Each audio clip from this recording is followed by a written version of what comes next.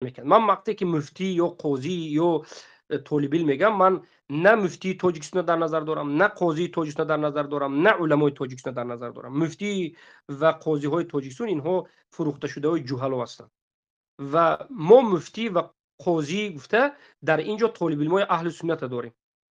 یکی از اونها خودی بنده هستم که منم از جمله همین طالب علمای اهل سنت هستم که ما الحمدلله یک چند نفر از طالب علم ها انا همچنین یک الحمدلله مؤسسه رو تشکیل دادیم که ان شاء الله حالا ما به مردم تاجیکو و مردم خودمون تاجیکستان خبر هم میدیم که یعنی قاضیات و مفتی تاجیکستان این مفتی حکومت تشکیل کردن او مفتیات رو به مسئولیت طالب علم میگردونیم.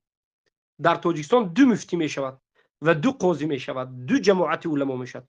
علمای باطل، علمای فروخته شده گمراه، مفتیات فروخته شده گمراه هست، اینها جانب حکومتی فروخته شده. و علمای اهل سنت، طالب علمان اهل سنت که اینها هم مفتی، در اینجا مفتیات هم هست، جانشینی مفتی هم هست و اینجا هم قضاوت میکنند و این قضاوت هم ان شاء الله معتبر است در بین تاجیک‌ها.